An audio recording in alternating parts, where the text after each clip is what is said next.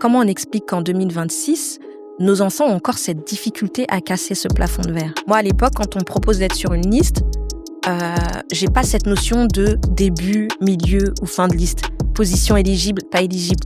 Ce sont de petites choses, mais c'est des choses que nos futurs jeunes qui s'engageront en politique doivent savoir. Tu es entrepreneur, tu fais un chiffre d'affaires d'1 milliard d'euros, comment tu finances une association, une entreprise, une structure qui lutte quotidiennement sur ces questions-là. Parce que tu le veuilles ou non, même si toi tu ne l'as pas vécu, forcément quelqu'un de ta famille va le vivre. Et il commence à m'interviewer dans la voiture. Et donc je botte en touche à chaque fois. Parce que moi je voulais absolument qu'il voit les anciens. On arrive au foyer et là il voit une vingtaine de tirailleurs tout beaux avec leurs médailles. Et donc il les regarde, il discute un peu avec eux. Il me dit, Madame Seck, j'ai compris. Je sais pas si je dois le dire là maintenant ou pas. On est en famille ici, c'est là qu'il faut le dire. Bon, vas-y, on est en famille. On est en famille. Ça, je crois que j'en ai jamais parlé dans une interview. Ok. Ça va peut-être te choquer ce que je vais te dire, mais moi, c'est une histoire que j'ai appris très tard. Oui, il va avoir environ 14-15 ans, tu vois. J'ai su que mon grand-père était tirailleur africain et qu'il avait combattu aux côtés de la France. Je devais avoir 15-16 ans. Okay. Et je pense que si j'avais su ça avant, ça m'aurait grandement aidé dans mon enseignement. Ça m'aurait aidé à l'école quand j'ai commencé à apprendre la Première et la Seconde Guerre mondiale. Je pense que ça m'aurait aidé. Je pense que ça m'aurait aidé à avoir la tête haute quand j'ai commencé aussi à chercher des stages. Je pense que ça m'aurait aidé à me dire que je suis légitime ici.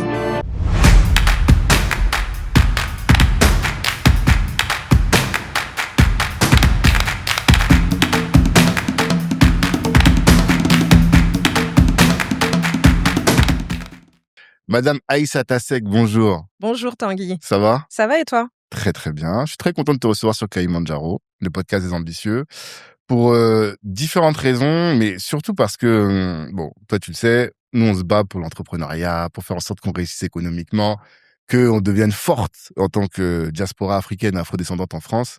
Mais je me dis que si on n'a pas d'éthique, si on n'a pas des valeurs fortes, en fait notre combat il va être vain parce qu'on va être riche mais on fera n'importe quoi.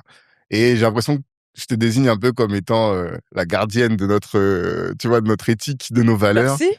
C'est un peu ça, hein, parce que, en tout cas, ton combat nous rappelle que faut aussi qu'on mette de l'éthique dans notre travail, tu vois, des valeurs. Et toi, tu t'es toujours battu, en tout cas pour ce qu'on connaît, pardon, tu t'es battu pour ça, pour donner de la dignité aux tirailleurs africains, aux tirailleurs sénégalais notamment. Et j'ai besoin et j'avais envie que ton message soit encore plus diffusé au plus grand nombre, que notre communauté te connaisse, elles connaissent la réalité de ton combat et qu'elles comprennent pourquoi est-ce que c'est important aussi qu'on soutienne ce genre de combat. C'est pour ça que tu es là aujourd'hui et je te remercie d'avoir accepté l'invitation. Merci à toi. Parce que tu es très occupé. Ma première question, en fait, nous on parle toujours d'ambition dans Kalimandjaro. Avec cette vision de dire il faut on fasse de grandes choses et qu'on aille loin. Et j'essaie toujours de comprendre quel est le but ultime de nos invités. Toi, aujourd'hui, c'est quoi ton but ultime? On a compris, tu as fait quand même quelque chose d'extraordinaire. Tu vas expliquer par rapport aux tirailleurs. Aujourd'hui, tu es à la tête de la Fondation pour la mémoire d'esclavage. Mais c'est quoi ton goal ultime que tu vises quand tu te lèves le matin, tu te dis, ouais, je me bats pour ça. C'est pourquoi? Bah déjà, merci de m'inviter. Je pense que c'est aussi important de parler de ces sujets à travers un réseau qu'on maîtrise pas. Le réseau entrepreneurial, je le connais un petit peu, mais c'est pas forcément mon réseau. Je pense que c'est important de parler à la communauté, de parler des sujets qui sont les nôtres, des combats qui sont les nôtres. Donc, merci et grand merci à toi pour l'invitation. Après, mon but ultime, tu vas me dire encore que je force, etc. Non, j'ai plusieurs buts ultimes en réalité, et pas qu'un seul. Quand j'ai commencé à me saisir de ces sujets, à mener ces combats, je n'avais pas de but. Très clairement, c'était à chaque fois du court terme, en me disant, quand je prends le combat des tirailleurs sénégalais, par exemple, et que je me rends compte qu'ils vivent dans des conditions difficiles, qu'au niveau administratif, c'est compliqué, le court terme, pour moi, c'était de les soulager sur ces questions-là. Et en fait, au fur et à mesure des combats que je mène, je me rends compte qu'il y a plusieurs crispations, qu'il y a plusieurs choses qui font que ça ne fonctionne pas. Je me rends compte en prenant le combat des tirailleurs que c'est une histoire peu connue. C'est une histoire peu connue dans la communauté. C'est une histoire peu connue. Alors, je te parle même pas de la nation française, mais que c'est une histoire qui est peu connue. Et donc, à chaque fois, des combats se rajoutent. Tirailleurs sénégalais, naturalisation, je me dis transmission. histoire. Et donc, le but ultime, pour moi, aujourd'hui, c'est de soulager, de faciliter la connaissance de cette histoire, en premier lieu, de la communauté. Okay. Voilà. Nous, propre communauté, ça va peut-être te choquer ce que je vais te dire, mais moi, c'est une histoire que j'ai appris très tard. Oui, je vais avoir environ 14-15 ans, tu vois. J'ai su que mon grand-père était tirailleur africain et qu'il avait combattu aux côtés de la France. Je devais avoir 15-16 ans. Okay. Et je pense que si j'avais su ça avant, ça m'aurait grandement aidé dans mon enseignement. Ça m'aurait aidé à l'école quand j'ai commencé à apprendre la Première et la Seconde Guerre mondiale. Je pense que ça m'aurait aidé. Je pense que ça m'aurait aidé à avoir la tête haute quand j'ai commencé aussi à chercher des stages. Je pense que ça m'aurait aidé à me dire que je suis légitime ici. On peut avoir cette notion et se dire on veut être ici ou pas, et c'est ce que je dis, pour moi le monde appartient à tout le monde, tu vois.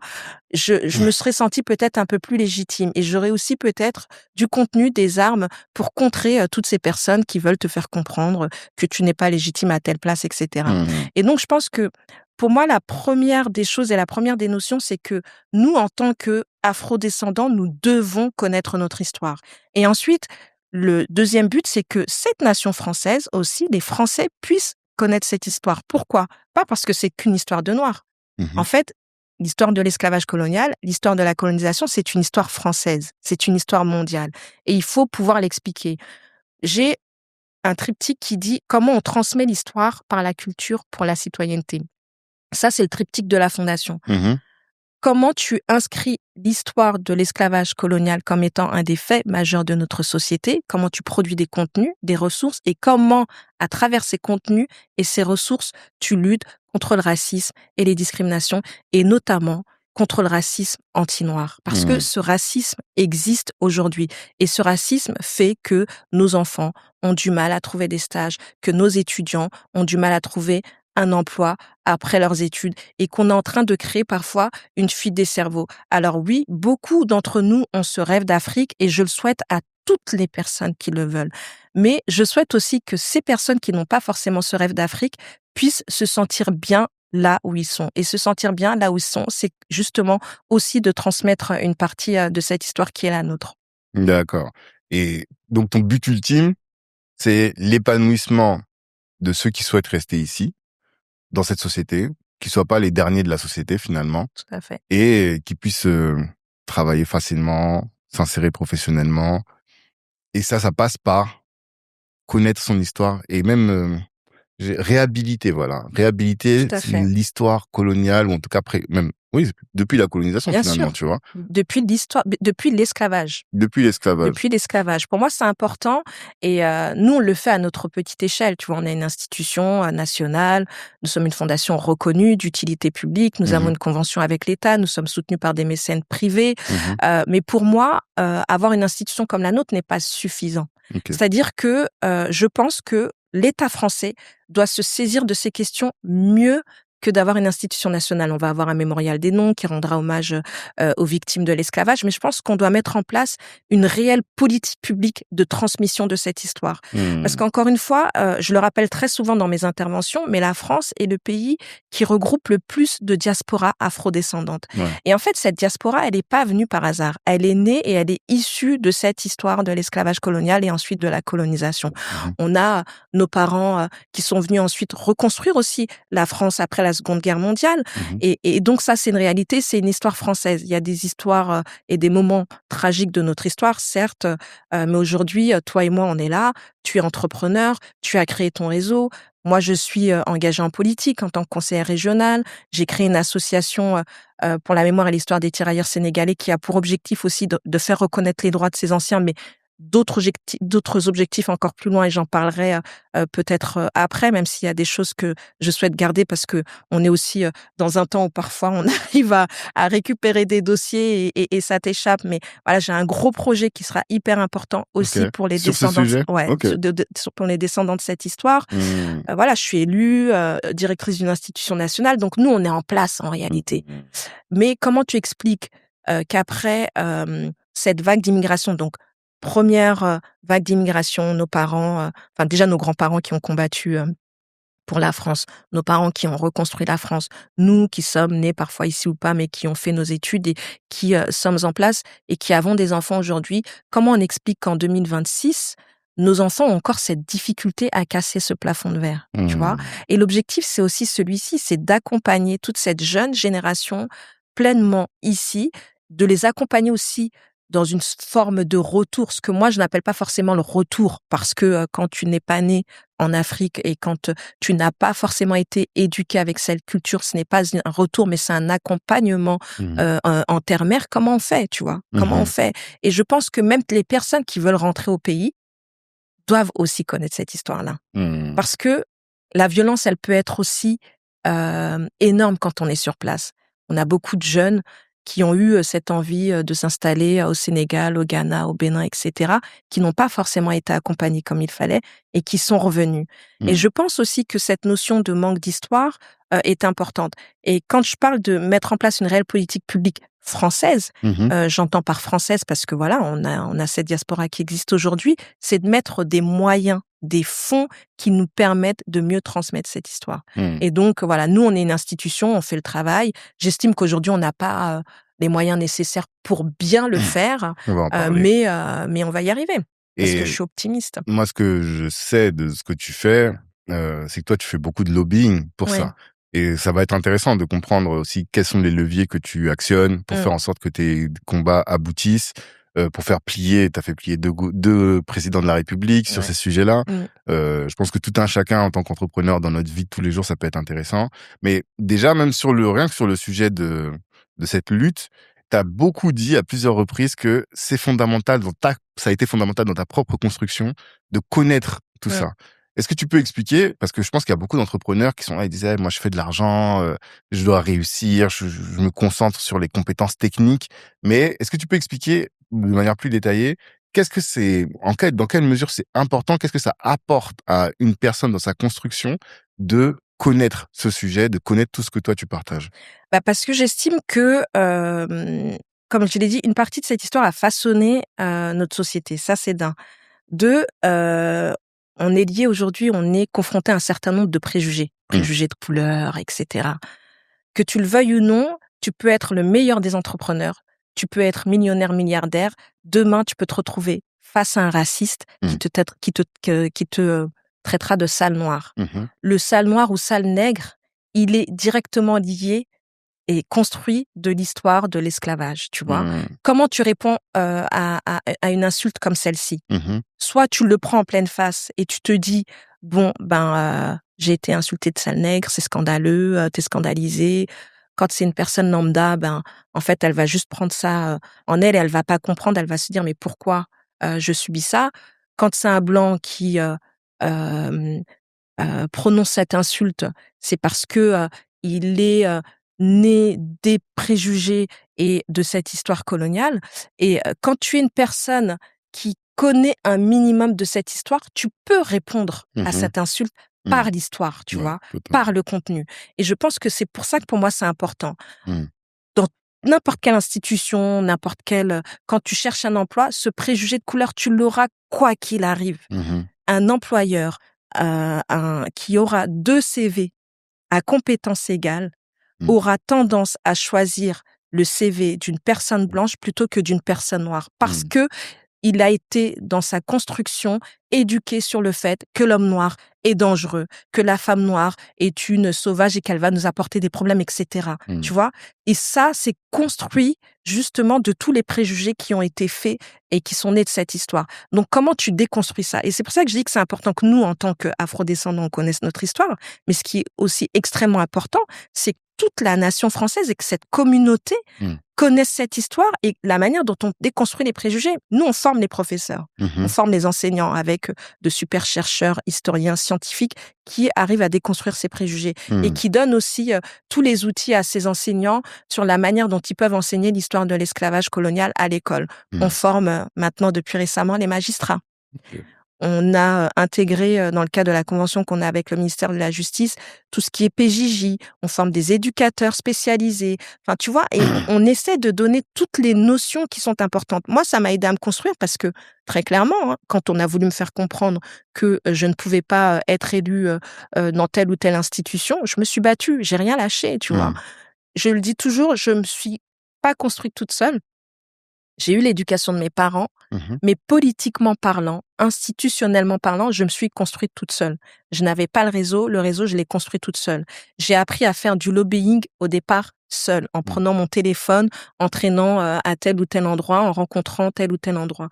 Ça, je l'ai fait toute seule. Mais j'aurais aimé que l'on puisse m'accompagner et que l'on puisse me donner toutes ces notions et toutes ces armes qui me permettent de faire ce lobbying. Et c'est pour ça que ce que je dis, ce qui est important aujourd'hui, c'est que ton rôle, mon rôle et le rôle de toutes les personnes qui sont influentes dans leurs différents réseaux, c'est aussi de former cette jeune génération. Si on peut permettre aux jeunes femmes et aux jeunes hommes qui veulent s'engager en politique de gagner 10 ans, faisons-le, formons-les. On peut le faire de manière bénévole, comme on peut le faire en créant sa propre agence d'accompagnement. Certains le font. On n'a pas encore cette notion de formation des futurs élus de la diaspora. Je pense que c'est important. Nous, quand on est arrivé, on n'a personne qui nous a accompagnés. C'est-à-dire que tu arrives... Moi, je suis arrivée en politique en 2011-2012. J'avais fait la campagne de François Hollande à l'époque. Tu vois. Et donc, t'arrives, on te regarde, on se dit, mais qu'est-ce qu'elle veut? Les gens qui te voient arriver dans ce milieu politique, en premier lieu, te considèrent comme un éternel quota de liste. Et ça, c'est une réalité violente, mais c'est une réalité. C'est-à-dire qu'on se dit, bon, c'est une femme noire qui s'exprime plus ou moins bien, elle passe bien, elle sera bien sur notre liste. Moi, à l'époque, quand on me propose d'être sur une liste, j'ai pas cette notion de début, milieu ou fin de liste. Position éligible, pas éligible. Ce sont de petites choses, mais c'est des choses que nos futurs jeunes qui s'engageront en politique doivent savoir. Il faut que tu expliques, là. Faut que j'explique. Ouais, s'il te plaît. Ouais, c'est un peu trop technique et complexe, non? Non, mais c'est juste que je pense que quand tu dis... En fait, tu as plusieurs niveaux, tu as plusieurs leviers. Quand tu t'engages en politique, tu as les militants lambda qui s'engagent dans un parti ou pas dans un parti, qui sont engagés dans le milieu associatif, etc.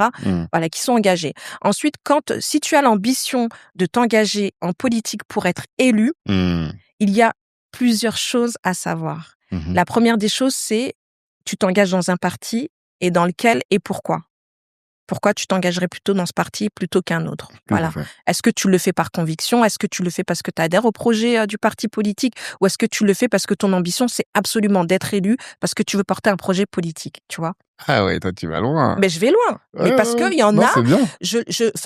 Je vais être hyper transparente. On a des gens de la communauté qui se sont engagés dans un parti plutôt que dans un autre parce qu'ils avaient une ambition particulière et parce qu'ils savaient qu'en s'engageant dans ce parti-là, ils seraient élus et qu'ils ne seraient pas élus et qu'ils ne seraient pas élus en s'engageant dans un autre parti. Ça, c'est une réalité aussi. Et je ne le critique pas parce que la notion de parti aujourd'hui est très complexe. On a des partis de gauche qui défendent un certain nombre de sujets qui sont censés être des sujets qui doivent être portés entre guillemets par la diaspora ou en tout cas qui est censé nous représenter, mais qui dans les faits et techniquement parlant ne mettent pas en avant cette diaspora. Et ça, c'est une réalité. Et tu veux dire que du coup, il ne faut pas qu'on juge les gens qui sont dans tel ou tel parti parce que parfois, c'est plus une stratégie pour atteindre leur objectif. Moi, le seul parti et la seule chose que je n'accepte pas d'une personne de la communauté, c'est qu'elle s'engage dans un parti d'extrême droite. Ça, pour moi, ça n'est pas entendable et ça n'est pas possible. Ensuite, que tu t'engages dans un parti de droite ou de gauche, en réalité, chacun le fait en son âme et conscience. Moi, je me suis engagée par conviction. J'étais profondément convaincue qu'en m'engageant au Parti socialiste, j'arriverais à faire bouger les lignes. Il se trouve que j'y suis restée pas longtemps, que j'ai été exclue du parti. Ah non, moi je croyais que c'était toi qui t'étais exclue. Attends, je suis en train de dévoiler des choses de ouf, là. Ouais, j'ai été exclue du Parti socialiste, ouais. Ok. D'accord. J'ai été exclue du Parti socialiste parce que je me suis présentée contre la tête de liste socialiste aux élections sénatoriales. Et donc, je savais que j'allais être exclue. Et puis, voilà, il y a des choses de toute façon avec lesquelles je n'adhérais plus, notamment sur un mode de fonctionnement au sein du parti. Donc voilà, j'ai été exclue du parti, mais je siège aujourd'hui avec eux à la région. Je reprendrai pas de carte dans un parti parce que je pense que ça m'enlève aussi une partie de ma liberté d'expression. Et je pense aussi qu'il y a des gens bien partout, comme des mauvaises personnes. Okay. Moi, j'ai considéré, en tout cas en étant au Parti socialiste, que je n'étais pas assez protégée, notamment sur des questions de racisme contre les personnes noires. J'ai entendu tellement de choses qui ont fait qu'à un moment donné, je ne pouvais plus, tu vois. Et voilà, c'est aussi ça, c'est aussi une réalité qui a existé. Et heureusement que tout le monde n'est pas comme ça, tu vois. Et donc, chacun s'engage. Et donc, quand tu veux être élu, pour revenir au sujet, donc, tu as les municipales, tu as les départementales, tu as les régionales. Voilà, tu as plusieurs régions. Mais par exemple, là, il va y avoir au mois de mars les élections municipales. Donc, beaucoup de listes citoyennes engagées dans plusieurs villes, notamment de Seine-Saint-Denis ou du département des Yvelines. Je trouve que c'est bien parce que les gens veulent y aller, veulent s'engager en politique.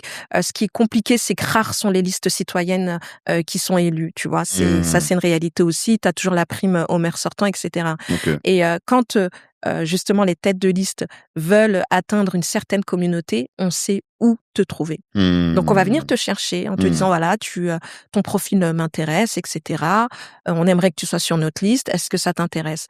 Moi, à l'époque, quand on vient me chercher, je sais pas que si tu es 10e sur la liste ou 35e sur la liste, t'es élu ou pas, tu vois. Et donc, tu t'engages vite en disant, mais c'est génial, on vient me chercher, on pense que je suis hyper compétente, etc. Non, on se dit que Aïssata Seck peut aussi attirer la communauté afrodescendante, en premier lieu, la communauté sénégalaise, malienne, etc., tu vois.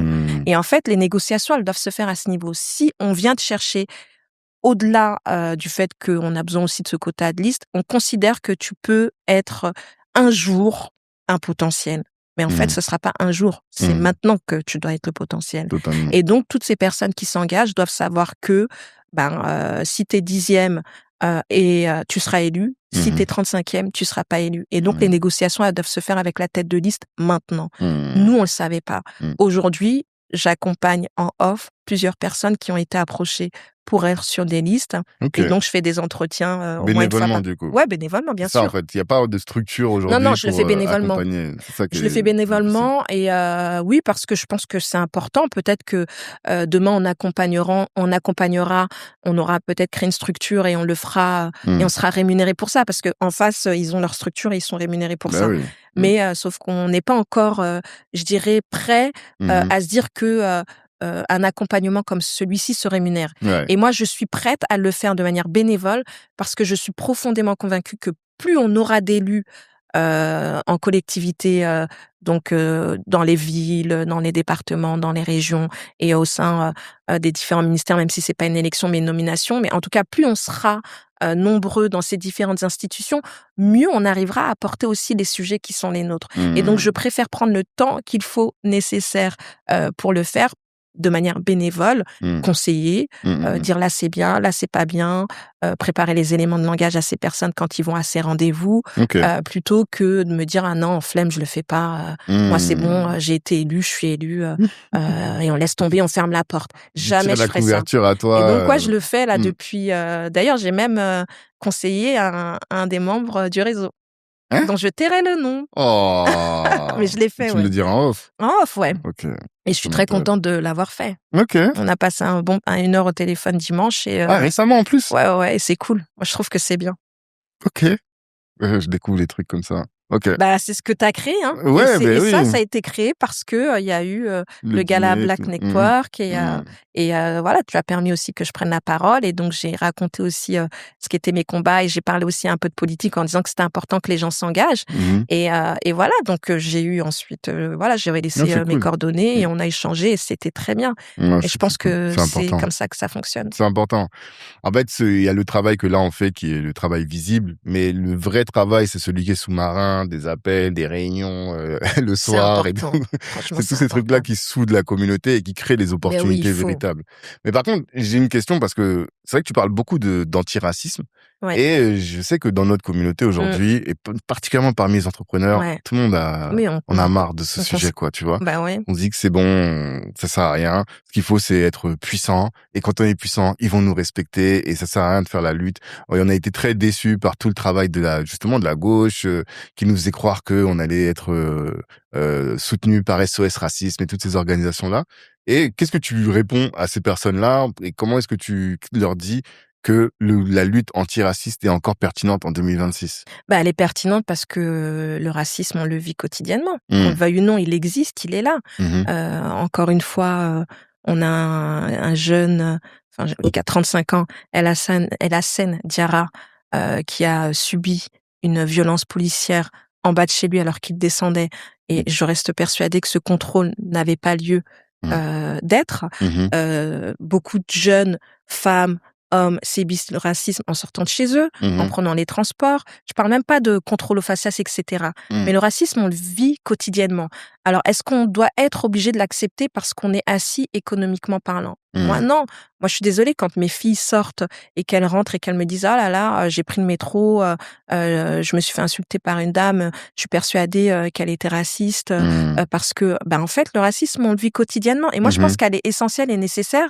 Et je pense que les gens de la communauté qui estiment que ça n'est pas important, parce qu'ils sont assis économiquement et qu'ils fréquentent des lieux où ils ne vivront peut-être pas ce racisme, demain, quand leurs enfants iront à l'université, au collège, au lycée, à l'université, ils seront peut-être à un moment donné confrontés au racisme. On a des exemples concrets de personnes qui sont aussi assises économiquement parlant, qui ont vécu le racisme et qui continuent à se battre, notamment les Afro-Américains. Ils ne lâchent rien parce qu'ils pensent que c'est important. Et quand on parle de notion de communauté et qu'on dit qu'il est important d'aider la communauté à s'élever, ça passe aussi par ça. C'est pas parce que toi, tu gagnes 50 000 € par mois et que tu ne subis pas le racisme. Et donc, toi, tu as la notion de communauté économiquement parlant, mais tu n'as pas la notion de communauté pour tous ces jeunes qui vivent en quartier populaire, etc., ou autres qui vivent le racisme. La notion de communauté aussi, elle passe par là, tu vois. Moi, je pense que c'est important qu'on soit solidaire dans ces moments-là et que quand une personne de la communauté subit une violence quelconque, que tu sois milliardaire ou que tu sois au RSA, venez, on se rassemble et on soutient à minima la famille, tu vois. Et ensuite, on voit quelles actions on met en place pour lutter contre ces différents fléaux. Alors, évidemment qu'on n'est pas respecté à un moment donné parce que quand les gens sont assis économiquement et estiment que ça n'est pas leur combat, encore une fois, je ne critique pas. Chacun son combat, on peut pas être partout. Moi, je suis sollicitée sur 4000 choses. Je peux pas être partout, tu vois. Mais par contre, j'estime que à partir du moment où tu envisages la notion de communauté, elle ne doit pas s'envisager que sous un seul prisme. Elle peut s'envisager sous le prisme économique et j'ai pas de sujet. Mais s'envisager sous le prisme économique peut aussi être un levier pour aider toutes ces personnes qui sont en bas et qui luttent quotidiennement. T'es entrepreneur, tu fais un chiffre d'affaires d'1 milliard d'euros, comment tu finances une association, une entreprise, une structure qui lutte quotidiennement sur ces questions-là? Parce que tu le veuilles ou non, même si toi, tu ne l'as pas vécu, forcément, quelqu'un de ta famille va le vivre. C'est obligé, c'est statistiquement écrit. Un jeune homme noir en France a 20 fois plus de chances de se faire contrôler qu'un homme blanc. C'est une réalité et c'est pas Aïssata Seck qui le dit, c'est le rapport du défenseur des droits. Qui dit 20 fois plus de contrôle dit forcément 20 fois plus de violence. C'est une réalité, c'est mathématique, c'est statistique. C'est maintenant, après toi, est-ce que dans ton engagement, est-ce que dans ta conscience, tu as envie d'aider à ça ou pas?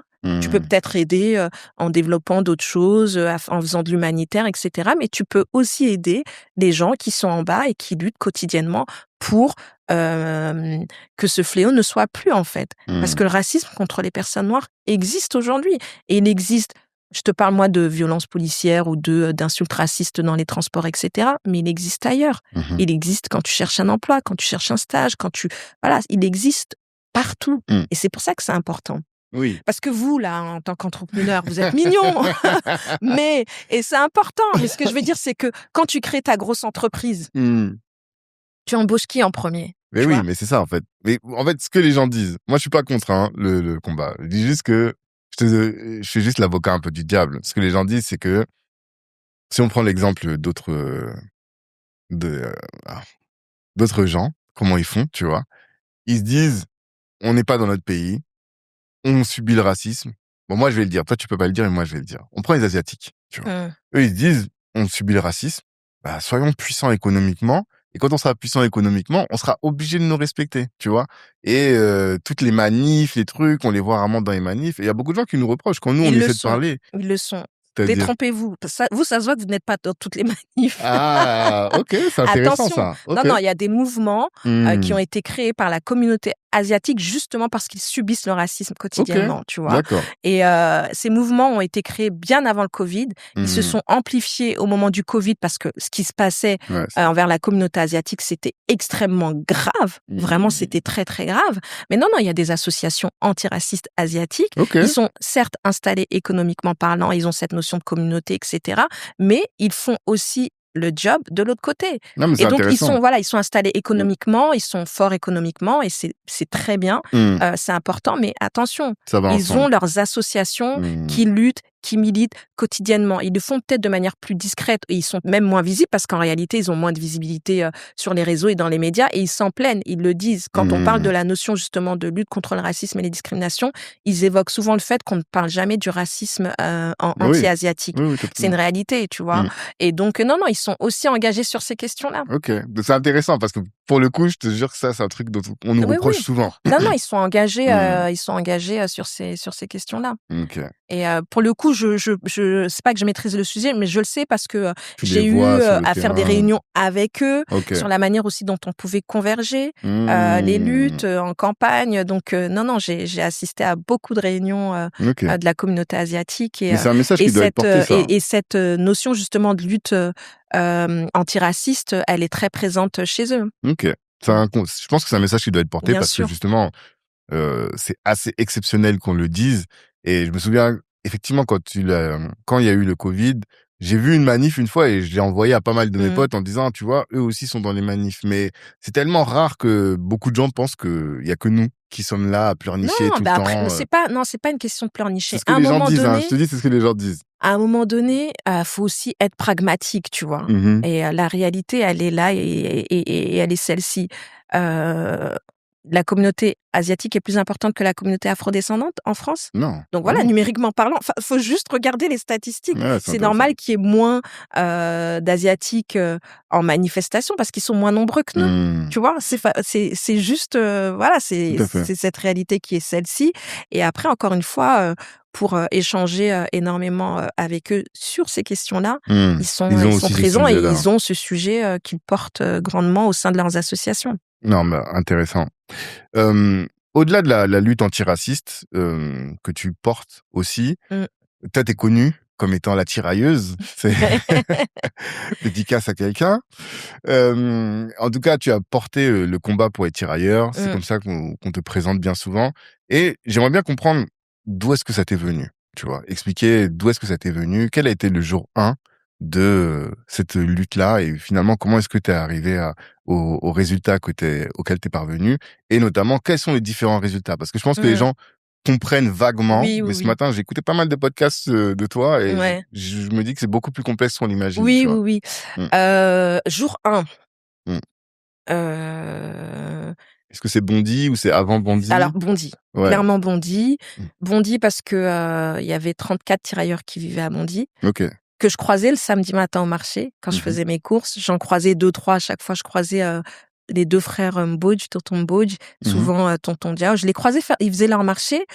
Et en fait, ils avaient souvent leur médaille avec eux. En fait, ils arboraient fièrement leur médaille. Donc, je les ai croisés 1 fois, 2 fois, 3 fois. Je les voyais. Et en fait, ça me faisait... Enfin, c'est pas que ça me faisait... Si, ça me faisait de la peine, en fait, de voir des vieux monsieur faire leur marché tout seuls.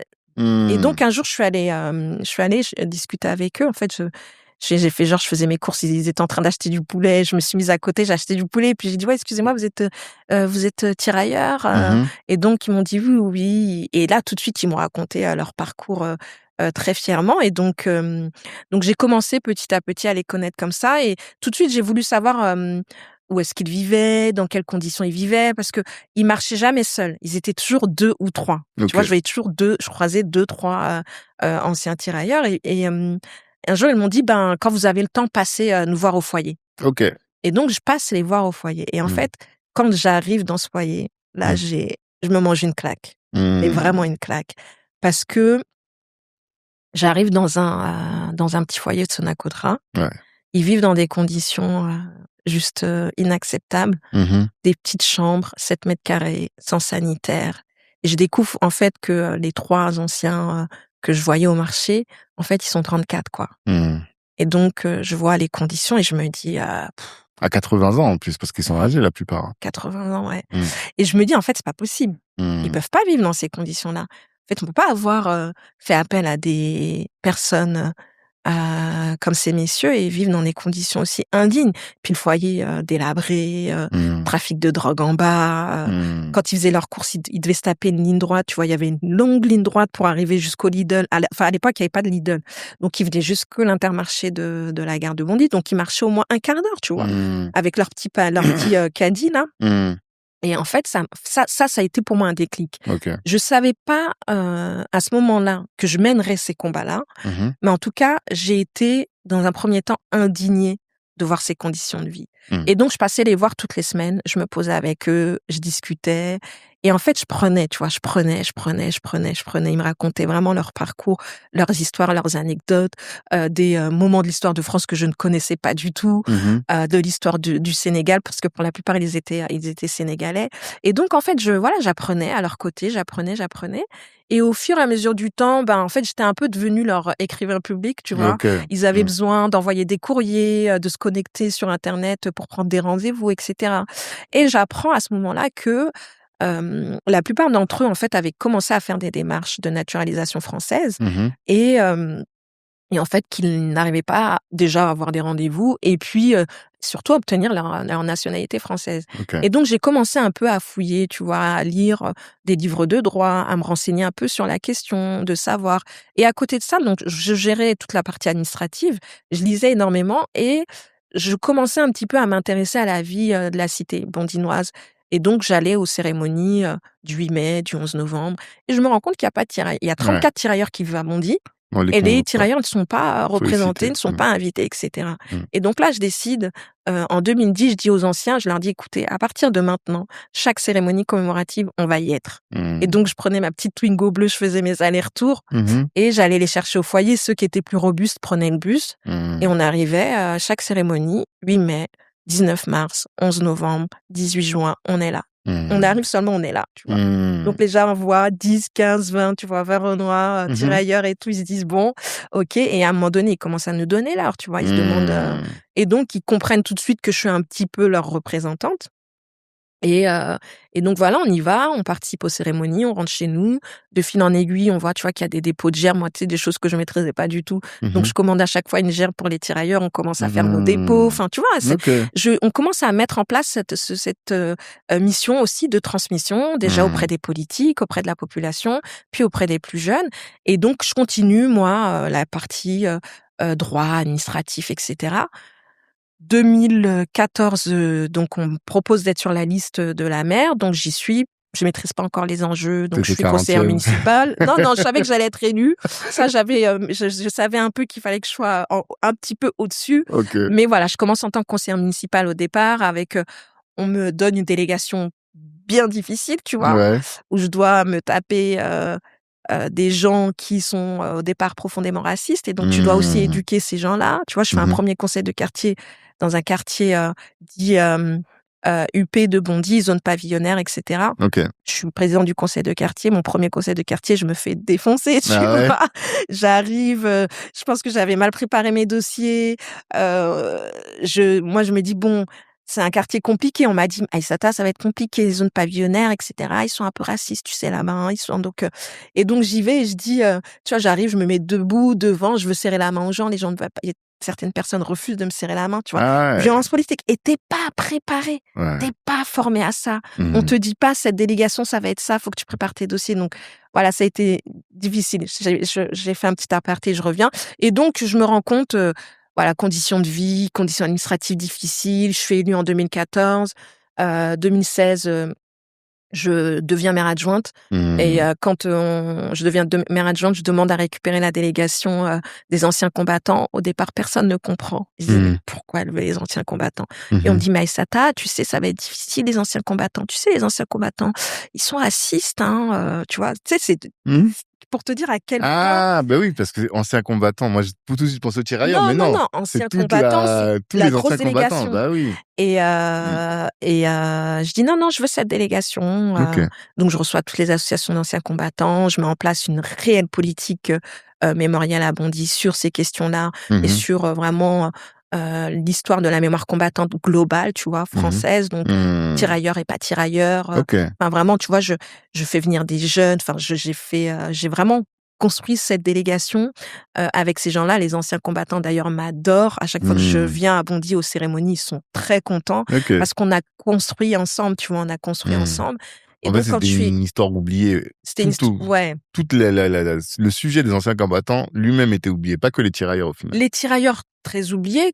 La mémoire combattante en France, non, elle n'est pas oubliée. Non, mais je veux dire, à Bondy. À Bondy, non, il n'y avait pas de politique véritable. Il y avait une politique d'héritage, donc il y avait chaque cérémonie, mais souvent dans les cérémonies, on était 20-30. Okay. Moi, quand je prends la délégation, je construis au-delà de la mémoire combattante, je travaille avec les écoles, je travaille avec les associations, je travaille avec voilà les chorales, etc. Donc on fait venir beaucoup de monde à ces cérémonies. Mais au départ, oui, on devait être peut-être vingtaine, trentaine, quarantaine. Je rencontre les gens, je me dis comment je peux animer les cérémonies au-delà de l'appel aux morts, les discours, etc. Comment on fait participer, on transmet à la jeunesse. Et donc en 2016, quand je suis maire adjointe en charge des anciens combattants, je réunis tous les tirailleurs et je leur dis écoutez, moi, vos conditions de vie, je peux plus. À un moment donné, il faut qu'on arrête. Donc, avant même que je sois maire adjointe, avec la maire, on s'est mis d'accord. On a eu un partenariat avec Adoma. On fait reconstruire un foyer. On leur attribue tout le deuxième étage où ils ont des mini-studios. Enfin, on les sort. Mon premier objectif, c'est déjà de les sortir de ce foyer-là. Déjà, ok. Donc, on les sort. Au départ, je me dis, on va leur trouver à chacun des studios, des appartements, mais eux souhaitaient rester en communauté. Et donc, avoir un appartement à Bondy-Nord, Bondy-Centre, Bondy-Sud, c'était trop compliqué. Et donc, le mieux, c'était, comme on avait du foncier, on avait un partenariat avec Adoma, on construit cet autre foyer sur le nord de la ville et on leur réserve tout le deuxième étage où chacun a sa chambre, son espace vital, voilà, son espace sanitaire. Tu vois, déjà ça, il fallait les voir quand on inaugure et qu'ils arrivent dans ces chambres qui sont pas énormes, tu vois.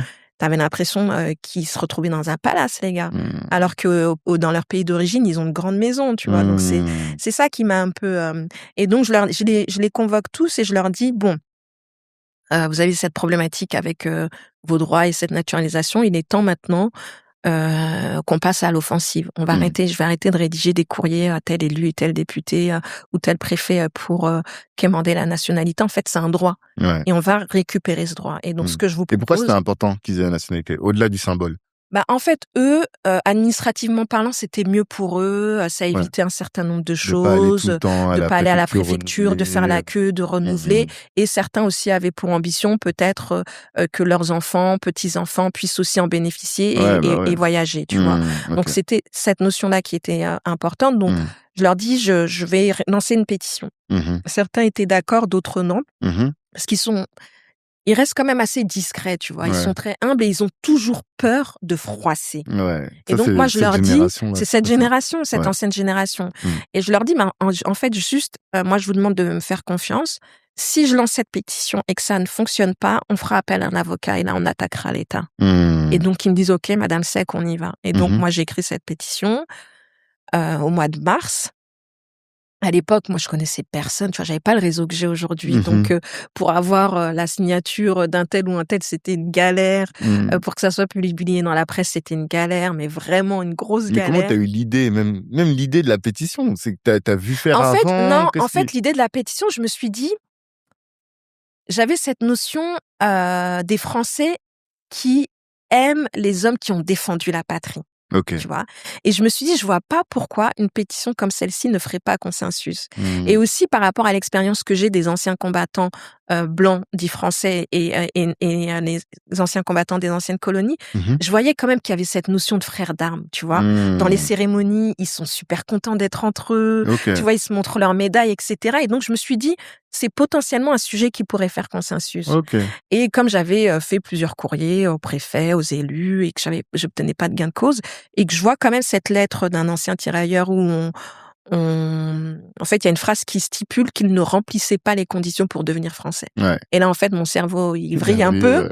Et je me dis, en fait, c'est ma mission. Ma mission, c'est celle-ci. Donc, j'écris cette pétition. Je galère pendant des mois pour obtenir des personnalités connues pour signer. Je galère pour avoir la presse. Je me dis, bon, on est en 2016, Hollande part en 2017, faut que tu publies ta pétition là, le 11 novembre au plus tard. Et donc, j'harcèle littéralement un journaliste du Monde en lui disant, voilà, moi, je vous demande rien d'autre, juste que ma pétition soit publiée sur votre site le 11 novembre, personne lit la presse, etc. Il me dit, OK. Il me dit, OK, on y va. Et donc, il me dit, par contre, moi, je veux faire un article sur vous. Et je lui dis non, moi je veux pas qu'on parle d'Aïssata Seck, faut qu'on parle des tirailleurs. C'est le combat, c'est important. Il me dit si, en gros je suis le rédac chef des sites, donc je vous envoie un journaliste là à tel jour et vous débrouillez avec ça, quoi.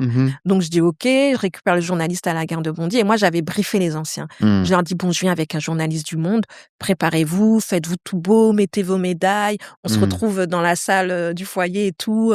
Faut qu'on parle de votre combat, quoi. Et donc le journaliste, je le récupère toujours avec ma petite Twingo bleue.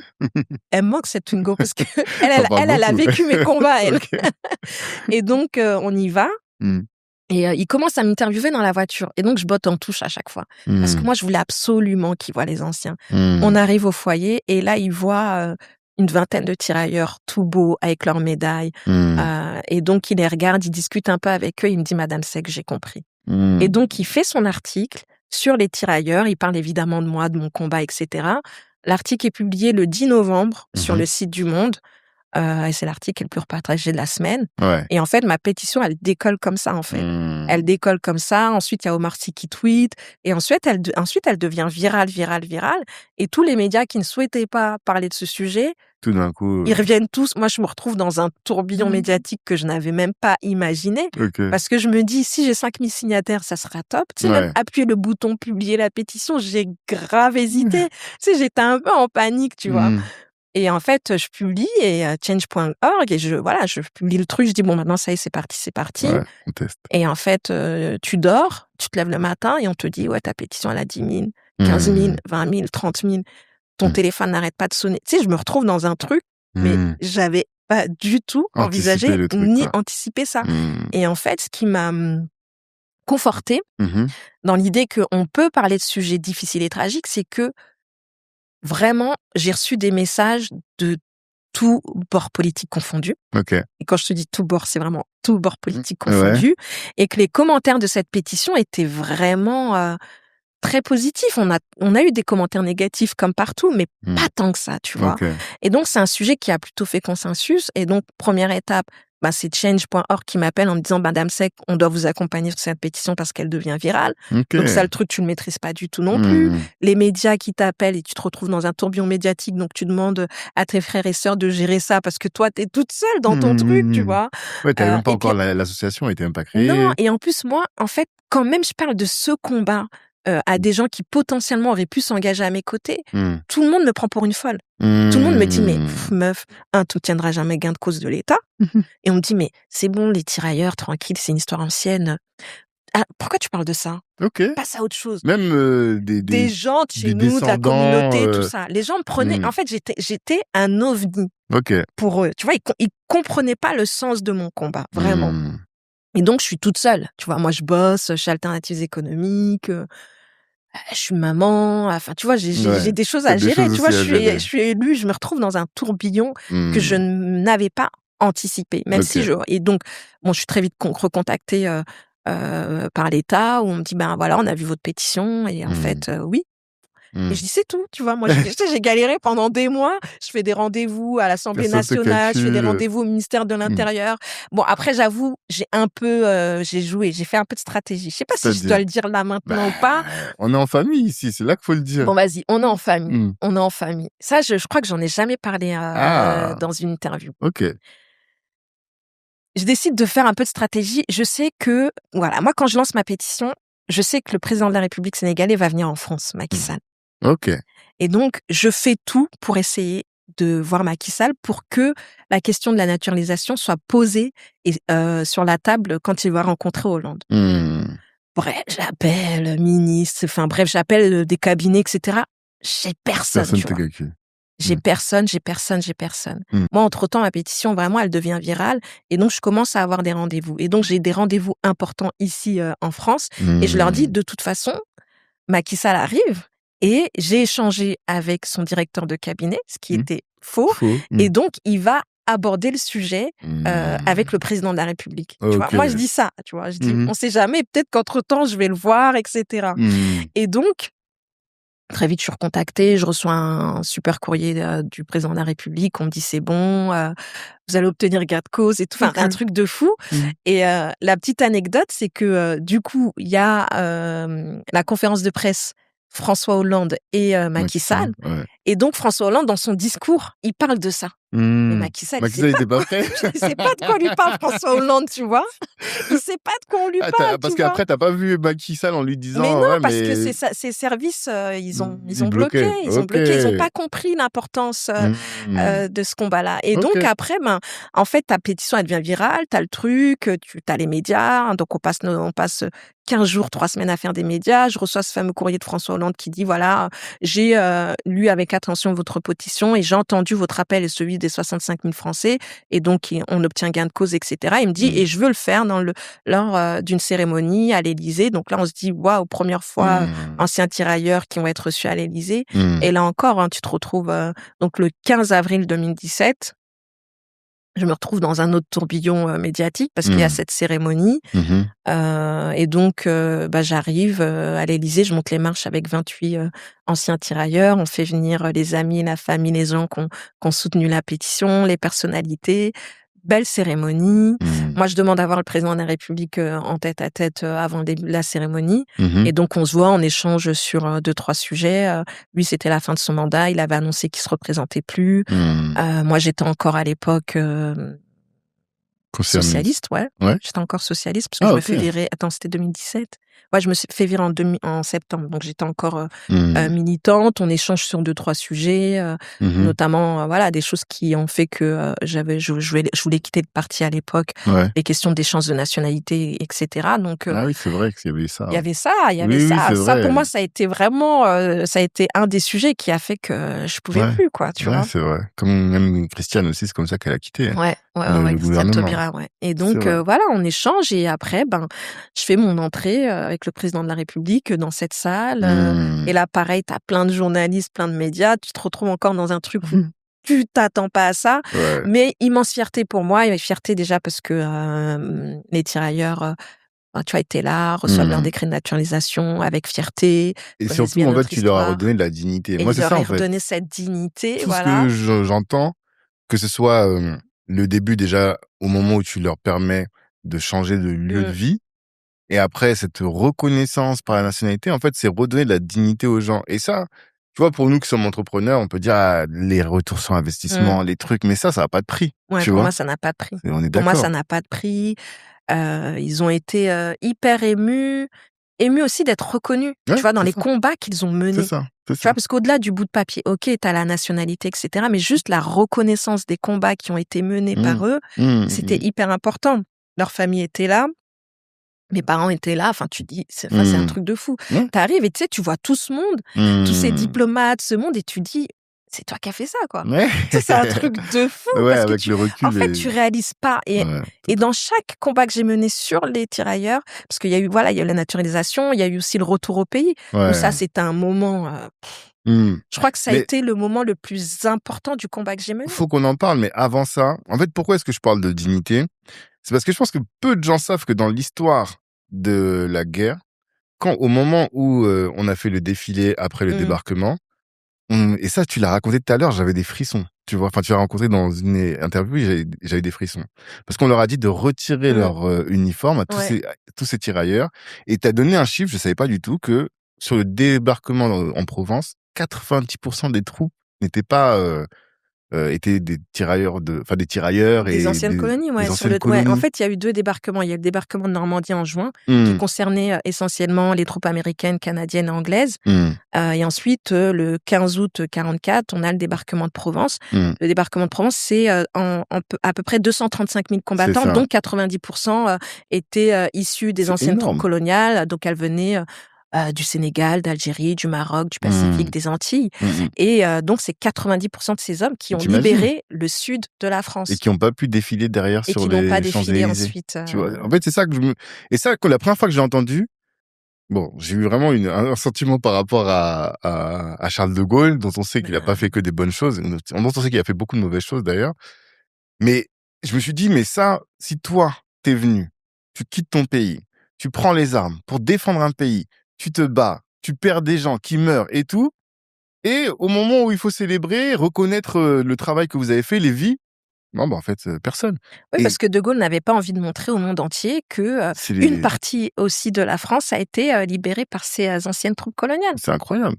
Et donc, le fait que Hollande, et par ton intermédiaire, reconnaisse ça, mais je pense que dans ta vie d'humain, psychologiquement, ça doit être, tu vois, une décharge, tu vois, de tant d'années où tu te dis, tout ce que j'ai fait pour ce pays, et bah non, en fait. Non, ils ont été profondément touchés, profondément émus. Hollande a fait un bon discours, franchement. Donc, franchement, c'était beau à voir. Et pour le coup, en plus, eux, ce sont des personnes très, très humbles, qui adorent raconter leur histoire, leur parcours, qui n'ont pas d'animosité comme nous, on pourrait en avoir, tu vois, envers l'État sur certaines choses. Ils sont, moi, je trouve que leur discours est plutôt sain, tu vois, il est plutôt sain. Et donc, moi, j'ai appris énormément d'eux. Enfin, tu vois, j'ai appris à calmer aussi ma rage, grave, vraiment. J'ai appris. Moi, ça m'énervera encore plus. Non, mais parce qu'en fait, t'as vu de l'intérieur, en plus. J'ai vu de l'intérieur, mais justement parce que eux sont les victimes premières, tu vois. Donc moi, je peux pas. Oui, je suis en colère, etc. Non, mais tu peux pas être plus en colère je peux pas être plus en colère que. Et après, la stratégie, c'est ok. Ils subissent ces injustices. Comment tu fais en sorte de régler cette injustice, tu vois. Et donc forcément, oui, non, ils m'ont parfois trop calmé. On a parfois fait des conférences où on n'a pas été d'accord et je leur disais, bon, moi, j'ai pas du tout la même pensée qu'eux, je ne vois pas du tout les choses de la même manière qu'eux. Chacun a sa liberté de penser, mais voilà, j'ai appris aussi, j'ai aussi appris à me contenir avec eux. Ouais, toi, tu dis que et c'est vrai que nos parents aussi, je trouve qu'ils sont beaucoup moins énervés que nous. C'est notre génération, quand ils nous voient, ils comprennent pas, tu vois, jusqu'à changer les prénoms de nos enfants, enfin, tu vois, même à penser à retourner. Eux, ils sont plus apaisés ou plus sains, effectivement, par rapport à ça. Ils sont plus sains, et puis je pense que ils ont beaucoup subi aussi, et qu'ils ont parfois été défaitistes. Et je pense qu'ils n'ont résigné, je dirais plutôt résigné, c'est le meilleur mot. Résigné, et je pense qu'ils n'ont pas forcément envisagé notre intégration comme celle-ci, tu vois. Moi, je sais très bien que mon père, mes parents, eux, ils avaient envisagé qu'en 97, au moment de sa retraite, on allait tous rentrer au pays. Tu vois. Donc moi, 17 ans, mes frères 19, 20 ans, ça allait être compliqué, tu vois. Mais mon père, il nous avait toujours éduqués avec ça en nous disant 97, j'ai ma retraite, on part tous, tu vois. D'accord. Et finalement, ça c'est d'ailleurs la plupart des gens qui ont le profil de mon daron, et ben c'était ça, tu vois. Et en réalité, on s'est construit, on a commencé à faire nos études. Tu vas pas partir. C'était pas possible. C'était pas possible. Il y a beaucoup de nos parents qui sont et donc et je pense qu'ils n'envisageaient peut-être pas aussi qu'on puisse atteindre tel niveau de poste. Mes parents me le disent, mon père me le dit encore aujourd'hui, tu vois, il m'a fait rire la dernière fois quand il est venu à la maison. J'ai déménagé il y a pas longtemps, et il me dit franchement, j'aurais jamais pensé que un noir puisse habiter ici, tu vois. Et ça m'a fait bizarre que mon père me dise ça. Tu vois, j'ai été et je me suis dit et donc ils ont aussi eu une forme d'éducation, ils avaient construit aussi un avenir qui n'était pas celui qu'ils avaient envisagé pour nous. En tout cas, moi, mon père et mes parents, pour eux, 97, on retournait au pays. Ça, c'était vraiment son objectif de vie. Beaucoup de nos parents, c'est ça. C'est vrai que toi, t'es une fille des Mureaux. On n'a pas parlé de ton histoire. Hein. T'es une fille des Mureaux, des musiciens aussi? Les musiciens, Ok. Et tu voulais faire quoi quand t'étais petite? La petite Aïssa Dassek, elle se dit quoi? Parce que j'imagine que tu t'es jamais dit que tu voulais être à la tête de la Fondation pour la mémoire de l'esclavage, tu vois. C'est ce que je voulais être quand j'étais petite. Je voulais être danseuse. Et en plus, je sais même pas danser. Franchement, j'avais un Mais rêve. danseuse étoile ou Non, danseuse... ouais, je voulais être danseuse. En fait, je faisais de la danse contemporaine. Ok. Et je rends hommage à Pierre Doussin, qui a été notre prof de danse contemporaine au Muro, qui a, lui, littéralement changé ma vie, vraiment, qui est décédé il y a 10 ans maintenant. Ok. Je voulais être danseuse. Ok. Et mes sœurs, elles vont rigoler si elles regardent le podcast. Je sais pas si elles vont le voir. Et donc, quand t'es en 4e, tu dois remplir une fiche d'orientation. Ouais, souvent, ouais. Enfin, ta fiche métier, etc. Et j'avais mis que je voulais être danseuse. Je m'étais fait défoncer par ma daronne à l'époque.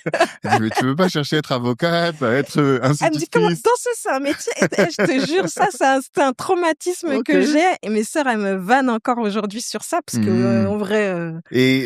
Et donc, non, je savais pas. Et puis après, en fait, moi, j'ai jamais aimé l'école. Ok. J'étais pas, l'école, c'était pas mon truc, mais je savais que je devais passer cette étape-là. Donc, je fais collège, lycée, j'ai mon bac. Au début, t'as un BTS. Ouais, BTS, et j'ai vu que t'as repris les études. Quel a été le déclic pour te dire, faut que j'aille chercher plus? Parce que j'avais besoin de gagner plus. Logique. Tout simplement. Ouais. Et qu'en France, quand t'as pas les diplômes requis, t'as pas le salaire qui suit. Donc, j'ai un BTS assistant de direction. C'est pas du tout ce que je voulais faire à la base. Je voulais être en com. Donc, je postule pour un BTS com. Je suis pas acceptée. Je suis acceptée en BTS assistant de direction à Pontoise. Donc, je prends le bus tous les matins des Mureaux pour aller à Pontoise au lycée Camille Pissarro. Et franchement, j'avais pas le choix. Fallait que je le fasse. Donc, je fais mes 2 années de BTS. Je sais qu'il me faut mon bac plus 2. Et en fait, j'ai mon bac plus 2, je veux pas continuer, je veux gagner de l'argent, tu vois. Donc, je commence à bosser en tant que secrétaire, assistante commerciale, chargée de mission, etc. Et je me rends compte qu'à chaque fois que je négocie mon salaire, on me dit, bah non. Tu peux avoir les compétences que tu veux, mais tu n'as pas le diplôme requis. Et donc, à un moment donné, je me marie, j'ai mes enfants. Et à 31 ans, je me dis, en fait, il faut que je reprenne mes études, quoi.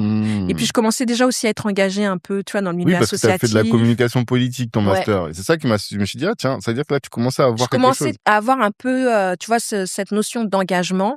Et donc, je me dis, voilà, qu'est-ce que tu veux faire? Tu veux faire de la com pure et dure, comme marketing? Je vois un truc comme politique, je dis, ouais, ça me tente bien. Et donc, je fais d'abord une validation des acquis de l'expérience. Donc, j'obtiens ma licence en communication et après, je retourne à la fac pendant 1 an et demi pour faire ce master en communication politique et publique en France et en Europe. Et donc, je retourne à la fac. Et en quoi ça t'a aidé, ça, dans ton combat, du coup? Tout ce que tu as appris en communication politique, j'imagine En fait, j'ai fait beaucoup de média training, ce que je n'avais jamais fait avant. J'ai aussi réussi à acquérir un certain nombre de notions politique que je ne connaissais pas, que je ne maîtrisais pas du tout. J'ai aussi rencontré d'autres personnes qui pouvaient être engagées et donc qui m'ont orientée sur un certain nombre de choses. Et après, quand tu reprends tes études à 31, 32 ans, t'as pas le même objectif que quand t'es en études à 20 ans, tu vois. Sûr. Moi, j'avais un objectif qui était que je savais que je voulais m'engager en politique, mais je ne savais pas comment. Je savais pas si c'était par le biais d'un mandat électif ou si c'était de bosser en cabinet, etc. Mais je savais que je voulais faire ça, tu vois. Et je savais que je voulais faire ça pour changer, entre guillemets, la vie de la cité. Et j'ai toujours eu cette notion de mettre en avant la communauté noire. C'est-à-dire, moi, quand je m'engage en politique, la première des choses, c'est que je regarde plusieurs listes et je me rends compte qu'on est dans une ville cosmopolite et qu'on n'a pas ni de femmes ni d'hommes noirs élus. Ultramarins, à Bondy. Ultramarins, si. On avait 2 ultramarins. Mais de la communauté dite Afrique subsaharienne, il n'y en avait pas. Et en fait, ça m'a étonnée parce que Bondy, il y a une forte communauté, tu vois. Et donc, je commence déjà à m'interroger sur ces questions. Et puis, je regarde dans d'autres villes, dans d'autres collectivités, dans d'autres grandes institutions et je trouve qu'on n'est pas représenté, quoi. Et dans mes toutes premières interventions, je dis souvent ça. Je dis, mais je trouve qu'on n'est pas assez représenté. Et je dis qu'on ne peut pas se complaire ou être constamment dans la victimisation et tacler les politiques publiques ou les politiques si nous-mêmes, on ne s'engage pas dans ce milieu. Et donc, moi, j'ai cette notion, cette utopie de me dire, en fait, tu ne peux faire bouger les lignes qu'en étant impliqué et en étant à l'intérieur, tu vois. Et donc, je le fais. Après, on se mange des tartes tous les jours, hein. Franchement, faut être starbé. Qui m'ont dit ça, là, non, mais faut être starbé, faut être fou. Franchement, faut être schizo pour être engagé en politique. Mais bon, je dis ça, engagez-vous quand même. Mais franchement, non, faut que en fait, faut accepter de souffrir. Tu vois, faut accepter la souffrance, faut accepter de se faire taper dessus. Le manque de reconnaissance. L'ingratitude, déjà de ta propre communauté au départ, parce que quand t'es élu, quand t'es conseillère municipale ou maire adjoint, on se dit, bon, elle, c'est bon, je vais pouvoir avoir mon appartement et mon F5 au sud de la ville. Enfin, tu vois, ça aussi, ça nous fatigue, ça nous a beaucoup fatigués parce que les gens ne se rendent pas compte que, en fait, ça ne fonctionne pas comme ça. Et moi, je le dis, Dieu merci, j'ai réussi à aider un maximum de personnes, mais j'ai su dire non quand il fallait dire non. Et ça, c'est la chose la plus importante en politique. C'est-à-dire que quand tu es élu local, et là, je parle à tous les futurs élus, et que ton frère, ta sœur de la communauté viendront te voir pour te dire qu'ils ont besoin de tel ou tel appartement, en fait, ne fais pas passer son dossier au-dessus. Moi, je le dis très tranquillement. En fait. Je peux pas mettre ça en réel. Non, attends, je vais t'expliquer les choses. Moi, j'ai constaté un certain nombre de choses quand j'étais maire adjointe, notamment sur les attributions de logement, tu vois. J'ai constaté des dysfonctionnements. J'ai accompagné des gens parce que quand je dis que ne fais pas passer son dossier au-dessus, je parle de gens qui ont un dossier qui a 1 mois, alors que quelqu'un de la communauté a un dossier qui a 10 ans. Le problème, il est là. Donc, on a des gens de la communauté qui ont des dossiers qui ont 5, 6, 7, 8 ans, qui ne reçoivent pas de propositions, ou quand ils reçoivent des propositions, ils reçoivent des propositions d'appartements dans des quartiers mal famés. Ça, c'est une réalité. Tu refuses 1 fois, 2 fois, 3 fois, c'est mort. Ton dossier, il passe plus. Donc, moi, je demande à ce qu'on sorte les dossiers d'attribution de logement. Parce que je dis, je comprends pas. Tu vois, je commence vraiment à me pencher sur les dossiers d'attribution, notamment parce que les gens, tu sais, ils se disent, enfin, on a quelqu'un de la communauté qui est élu. Donc, moi, j'avais une permanence tous les jeudis après-midi. Je recevais la population. 80% des gens qui venaient me voir, c'était des gens de la communauté et j'acceptais. Tu vois, il n'y a pas de problème parce que je suis aussi là pour ça. Et donc, je constate que à chaque fois, quand c'est des personnes dont les noms sont à consonance africaine, on leur propose des logements toujours au même endroit. Jamais les nouveaux logements, alors qu'on a fait un gros plan de rénovation urbaine, qu'on a construit, jamais au centre-ville, jamais dans le sud, toujours Bondy Nord, même endroit, tu vois. Je dis, mais attends, c'est bizarre. Et je constate ça avec des dossiers que je suis moi, tu vois. Donc, la personne me dit, oui, j'ai reçu une proposition et tout, je dis refuse. Elle me dit, oui, mais je dis refuse. Et là, je parle avec les gens, tu vois, qui gèrent les commissions. Je dis, je comprends pas et tout, peut-être que je me trompe, mais j'ai constaté ça. On me dit, non, tu peux pas dire ça, Issata, qu'est-ce que tu veux dire? Et je dis, ok, donc on va regarder ensemble, toi et moi. On était 3 personnes. Je dirais pas qui, mais nous étions 3 personnes. Je dis, sortez-moi les fiches de commission d'attribution de logement. Je veux les 3 dernières cales. Et on sort les 3 dernières cales. Et on constate, en effet, sur papier, que toutes les personnes qui avaient des noms à consonance africaine, on leur proposait là-bas. Et tous les nouveaux logements en centre-ville ailleurs, c'était pour d'autres personnes. Et donc, je dis voilà. Et donc, maintenant, cette personne qui demande un logement depuis 7 ans, cette personne qui demande un logement depuis 8 ans, cette personne dont l'enfant est en situation de handicap, que des gens de la communauté, vous allez les replacer dans la cale et je veux qu'on leur propose des logements là. Tu vois, c'est ça que je dis. Et quand je dis, quand tu regardes la politique, de ne pas faire, de ne pas privilégier, c'est-à-dire que ne te mets pas en difficulté en faisant passer des dossiers qui ne sont pas censés être légitimes.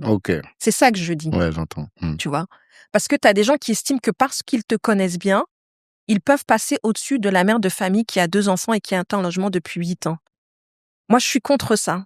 J'ai toujours combattu ça. Et quand les gens sont venus me voir et quand il fallait dire non, j'ai toujours été honnête, je disais non. Et franchement, c'était apprécié.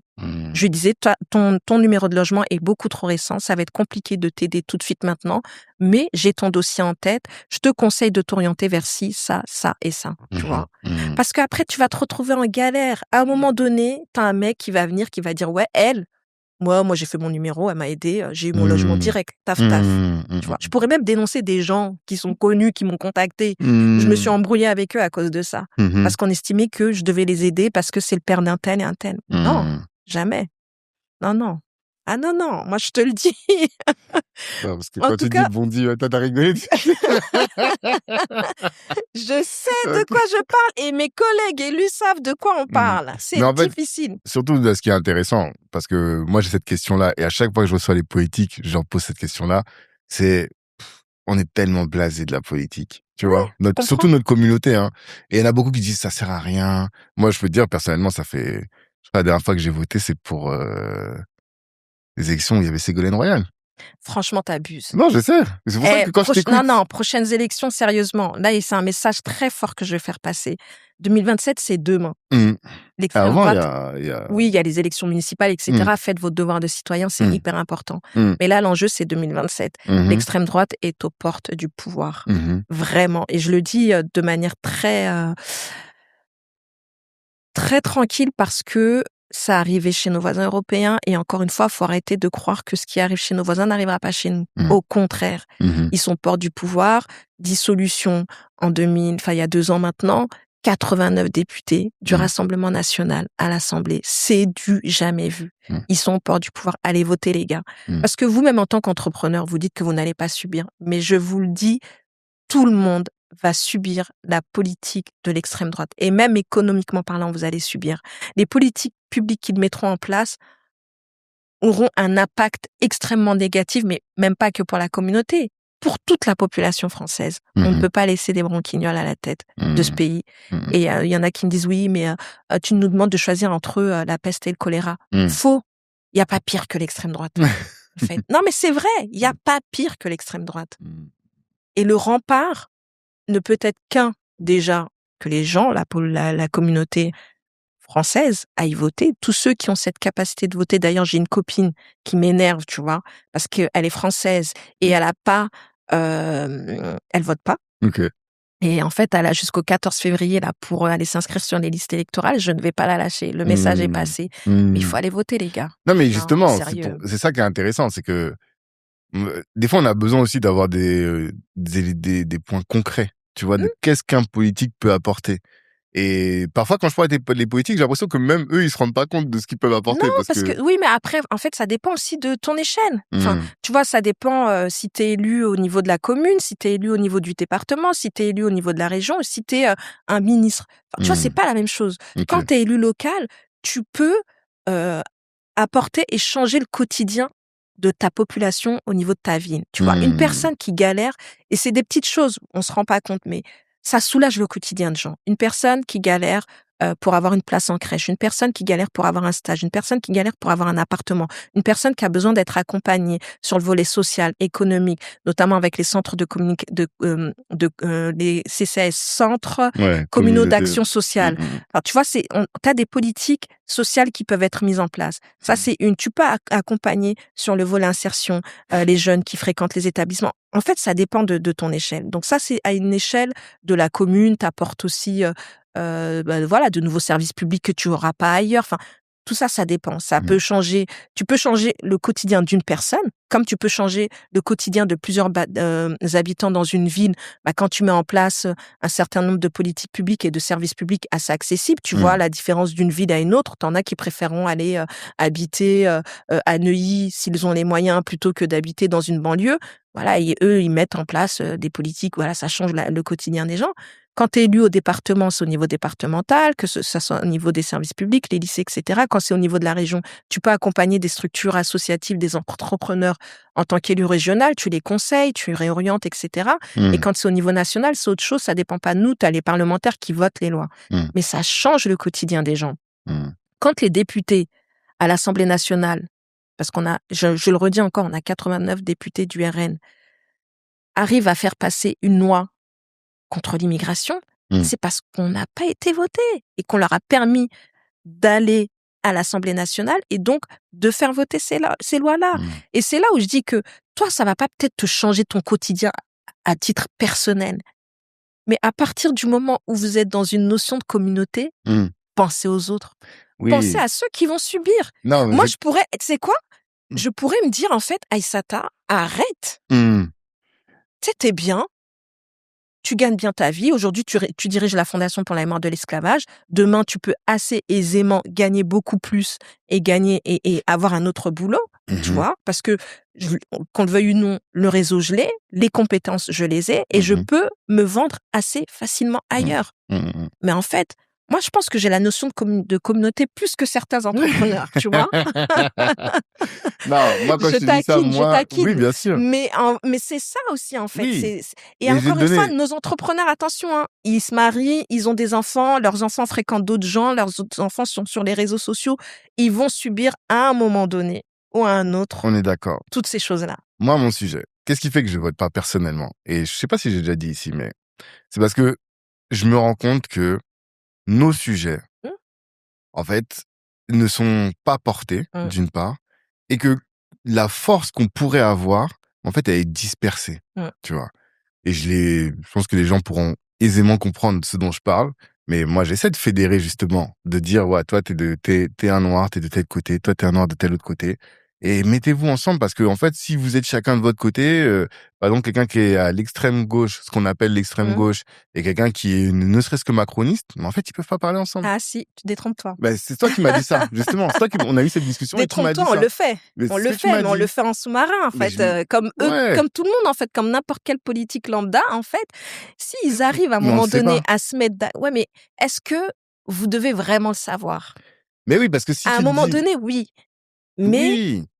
À une certaine échelle. Non, mais je suis d'accord qu'on ne devrait pas... Enfin, il y a des choses, en fait, je pense qu'il faut que ça fonctionne. Il y a des choses qu'on ne peut pas dire. Je suis le premier d'accord avec ça.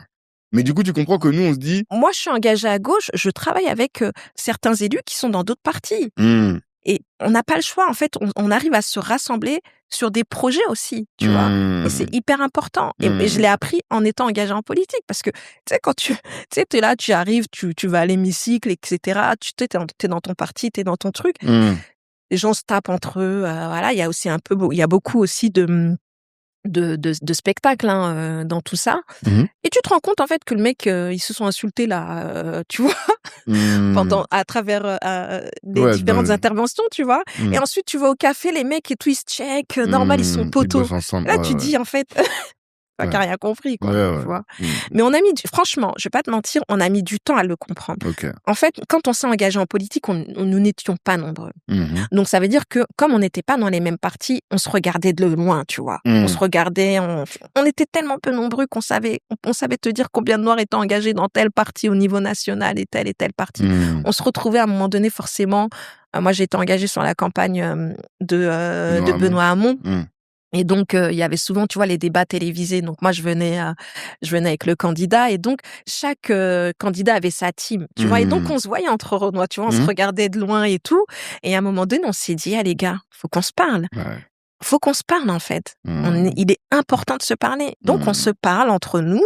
Et les sujets, toi, tu dis que tu ne votes plus parce que tu estimes que les sujets de la communauté ne sont pas assez portés. Mais pour qu'ils soient portés, faut qu'on soit engagé. Faut qu'on soit élu. Oui. Faut qu'on soit dans le système. Oui, et la force, je dis pas qu'il faut pas être dans le système. Et la force aussi, c'est vous qui devez nous la donner. Tu vois? Oui, alors ça, il n'y a aucun doute. Donc, tu vas aller voter, mon gars, en 2027. Ah, mais non, mais maintenant, il n'y a plus de problème, hein. Ah oui, non, ça... Tu me rassures. Non, c'est important. Là, j'ai compris. Non, en fait, vraiment, je comprends à 1000% toutes les personnes qui sont blasées de la politique. Les Français sont blasés de la politique. Regarde, on n'arrive pas à avoir de budget depuis des mois et des mois. Tout est à l'arrêt, c'est compliqué. C'est compliqué pour tout le monde aujourd'hui. Donc, je comprends que les gens soient blasés de la politique. Mais ce qu'il faut comprendre aussi, c'est que beaucoup de choses se jouent en politique grâce à la politique et parce que les lois sont votées et parce que les décisions se prennent là, tu vois. Mais c'est ça. Et c'est ça justement dont tu parles. J'invite vraiment fortement les gens à s'engager. Mais il faut. Au-delà du vote, c'est dur, hein. Je vais pas mentir, je vais pas vous dire tout est beau, tout est rose. Ça serait vraiment mentir que de dire ça. C'est hyper compliqué, c'est violent, c'est difficile, mais franchement, ça vaut le coup. Moi, je suis contente d'avoir apporté ma petite pierre à l'édifice, qui n'est pas énorme, mais en tout cas, on retiendra ça, tu vois, de mon engagement politique. Là, je me suis engagée sur aucune liste sur les municipales. Je ne fais qu'accompagner. Et je pense que mon rôle aussi est celui-ci. Et donc, je continue. Peut-être que demain, je ferai autre chose. J'en sais rien. En tout cas, c'est pas le cœur et le centre de mes actions aujourd'hui, mais j'y contribue à ma petite échelle. Ouais. Et du coup, on a très peu parlé de la fondation, du coup. Ouais. le cœur de tes actions aujourd'hui avec la Fondation, c'est quoi? Parce que je sais qu'il y a des grosses échéances qui arrivent. Est-ce que tu peux en parler? Oui, déjà, rapidement, la Fondation, donc c'est une fondation nationale, fondation reconnue d'utilité publique, qui est née de la loi Taubira, la loi dite Taubira, qui a été votée à l'Assemblée nationale en 2001. C'est la loi qui reconnaît la traite et l'esclavage comme crime contre l'humanité. Et donc, cette loi a été votée à l'Assemblée nationale à l'unanimité en 2001. Et 25 ans après, on a une institution. Cette institution a vu le jour en 2019. Il y a eu plusieurs étapes. Il y a eu avant la création d'un comité national pour la mémoire de l'esclavage. Ensuite, il y a eu la création d'un comité national pour la mémoire et l'histoire de l'esclavage. C'est né de la volonté de plusieurs présidents de la République. En gros, Chirac dit la France doit se doter d'une institution nationale pour traiter de ces sujets. Sarkozy, quand il est élu, il enterre le projet. Hollande, quand il revient, il remet le projet sur la place. Et donc, avant de partir, il crée ce qu'on appelle un groupement d'intérêt public qui avait pour mission de créer cette institution. Donc, moi, j'ai travaillé à ce groupement d'intérêt public une petite année, en 2018. Et 2019, grâce à la convention qui a été signée avec l'État et aux mécènes privés qui ont rejoint le tour de table financier, cette institution nationale a vu le jour. Donc, les bureaux de la Fondation sont à l'Hôtel de la Marine. L'Hôtel de la Marine, c'est l'ancien ministère des colonies. Et c'est surtout le lieu où a été préparé en 1848 le décret d'abolition de l'esclavage. Donc, on a le bureau de Victor Schœlcher, etc. Donc, on peut faire des visites de l'Hôtel de la Marine sur ces sujets-là. Et donc, notre institution, elle a pour objectif premier, c'est déjà de mettre en place la politique mémorielle nationale sur ces questions. Ça, c'est d'un, à travers plusieurs programmes. On a un programme éducation, un programme numérique, un programme culture et patrimoine, un programme citoyenneté, jeunesse et territoire et un programme recherche. Donc, c'est beaucoup on soutient beaucoup de porteurs de projets, on fait du soutien d'aide à la recherche, on forme les enseignants, on travaille avec les institutions culturelles pour transmettre cette histoire par la culture pour la citoyenneté. On accompagne les collectivités pour qu'elles se saisissent de ces questions. On travaille avec l'État. On accompagne en tout cas l'État sur un certain nombre de ces sujets. Donc, on met en place vraiment cette politique mémorielle nationale. Mais nous sommes une structure indépendante dans le sens où on est fondation reconnue d'utilité publique. On estime que l'objet de notre institution est reconnu d'utilité publique. Et donc, on fait évidemment histoire-mémoire. C'est important, mais on fait histoire-mémoire pour expliquer les questions contemporaines d'aujourd'hui, donc les questions de racisme anti-noir, la place des Outre-mer dans le récit national français, la lutte contre un certain nombre de préjugés. Voilà, toutes ces questions-là, elles sont abordées à travers de gros programmes. Et aujourd'hui, c'est compliqué d'avoir une institution comme la nôtre. Vous êtes attaqué, tu penses? Il y a des gens qui aimeraient bien que ça n'existe pas? Oui, forcément. De toute façon, dès qu'on parle enfin, tu vois, on s'appelle la Fondation pour la mémoire de l'esclavage. Donc déjà, avec le nom, tu vois, c'est un nom qui reste, qu'on le veuille ou non, difficile. Quand on avait travaillé à la création de cette institution, on avait fait appel à des chercheurs, des historiens, des artistes. On avait créé un gros événement.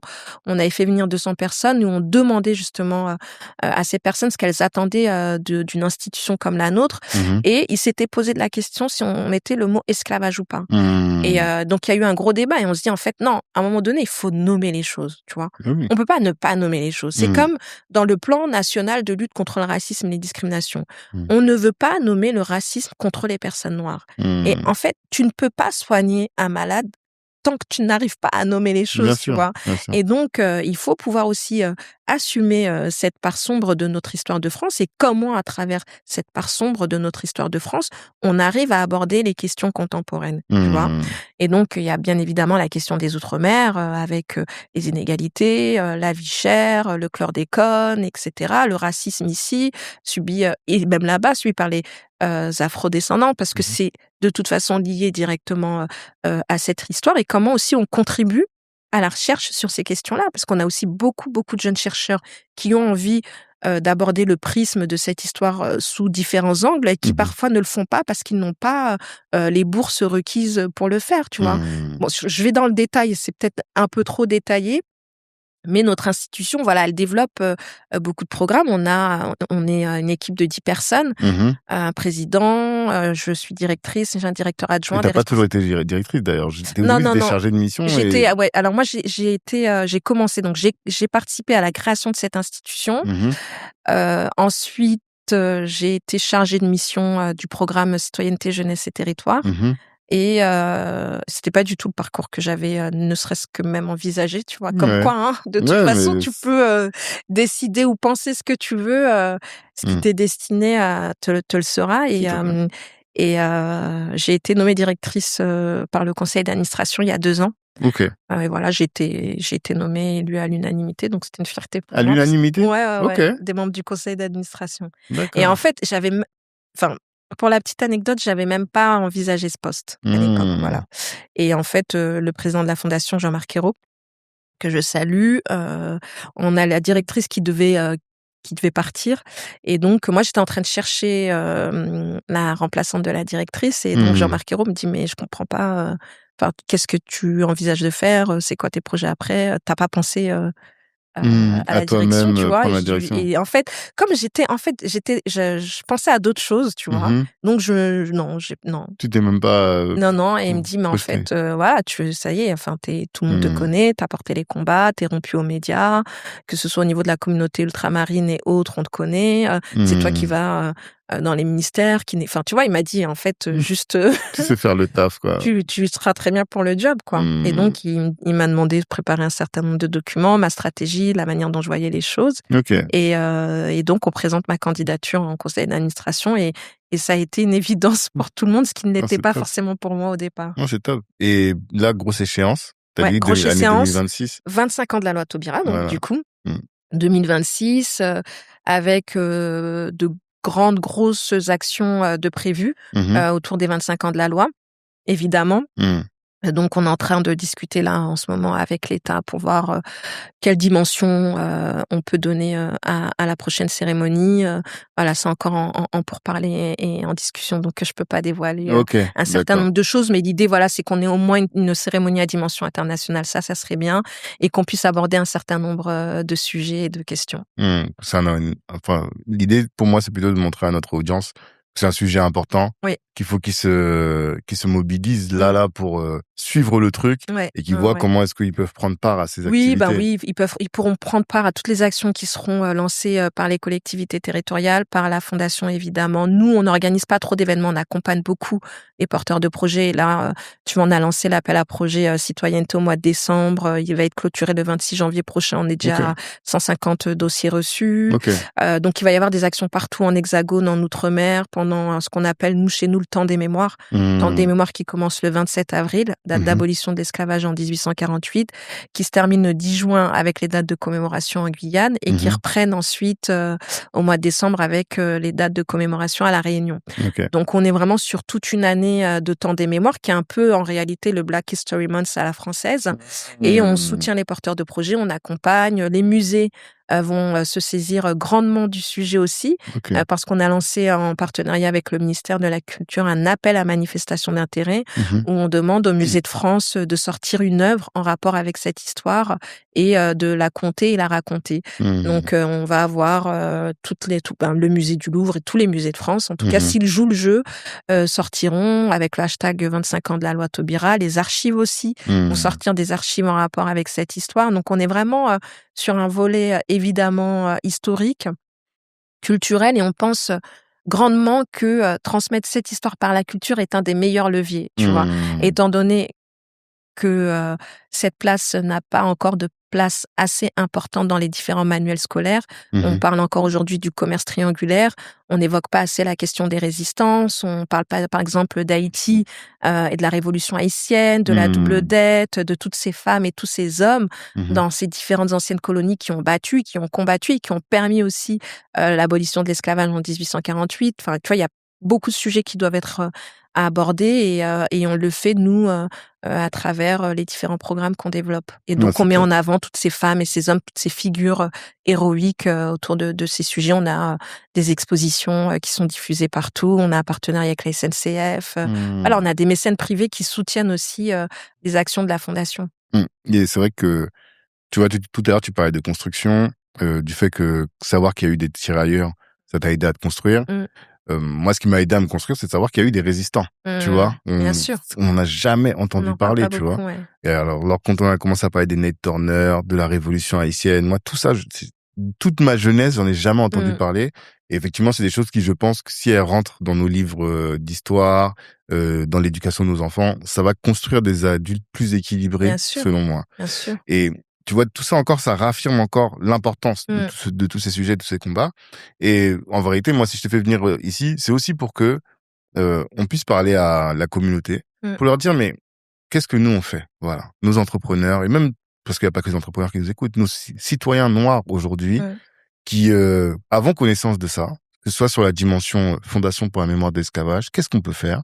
Et aussi sur l'association des tirailleurs et que toi tu diriges, et notamment le film La Tirailleuse. Qu'est-ce qu'on peut faire? Voilà, on va arriver à la fin de ce podcast, mais qu'est-ce qu'on doit faire? Qu'est-ce qu'on peut faire? Quels sont tes besoins? Investir financièrement parlant. C'est-à-dire? Le documentaire La Tirailleuse, donc c'est un documentaire qui retrace vraiment tout le combat qui a été mené sur les questions de reconnaissance des droits jusqu'au retour au pays, et qui abordera aussi les prochains et futurs projets de l'association, puisqu'on est vraiment sur un gros projet. Je t'en parlerai en off, mais ça va être franchement, ça va être du lourd. Et donc, c'est de financer déjà le documentaire, qui a vraiment besoin de financement pour être ensuite diffusé. Et la fondation, pareil, on soutient beaucoup de porteurs de projets. Donc, on est fondation reconnue d'utilité publique, et tous les projets portés par la fondation sont des projets financés par du mécénat privé. Et il serait essentiel, important et même nécessaire qu'une institution comme la nôtre ait beaucoup plus de financement privé. Et donc, les entrepreneurs qui nous entendent peuvent contribuer grandement à la mise en place de ces actions. C'est important, et c'est encore plus important dans le contexte politique qui nous touche aujourd'hui. Là, on a une convention avec l'État. C'est bien, ça nous permet en tout cas de gérer nos frais de fonctionnement. Tout ce qui est projet, c'est géré que par du mécénat privé. On ne sait pas ce que va devenir demain la France. On ne sait pas si une institution comme la nôtre va perdurer si demain un parti d'extrême droite est encore là. On n'en sait rien, tu vois. Après, j'aborde peut-être le sujet de manière un peu... c'est un peu peut-être dur à dire et entendre, mais c'est aussi la réalité qui est la nôtre, et je préfère le dire. Et donc voilà, il nous faut des sous. Il nous faut des sous. En fait, tu dis que tu l'abordes de manière dure, mais pour moi, c'est plutôt de manière... Elle est réaliste, en fait. Voilà, de manière réaliste. Et quand on comprend à quel point c'est important, je dis, dans la construction d'un jeune, je pense à mes enfants, je pense à tes enfants, qui puissent savoir que en allant à l'école, que t'as des hommes qui se sont battus pour la France et qui n'ont pas été reconnus, et qui ont été reconnus tardivement, qu'à la fin de leur vie, je pense qu'il y en a beaucoup qui sont morts sans avoir eu cette reconnaissance-là. Mais ça, en fait, sur des dossiers, là. J'imagine.